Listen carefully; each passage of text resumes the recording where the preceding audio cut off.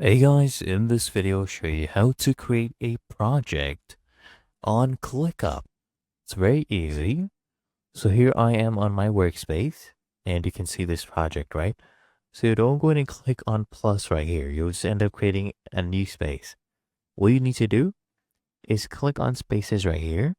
Okay, now you get a drop down, right? So this is my current team space. All you need to do is come here where it says project.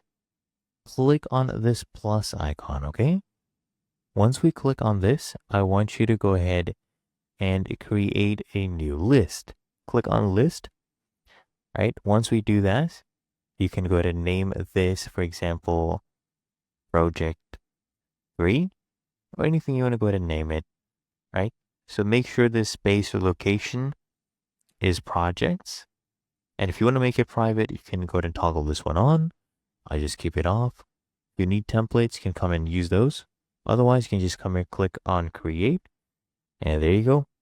We have created a new project, and it's really that easy.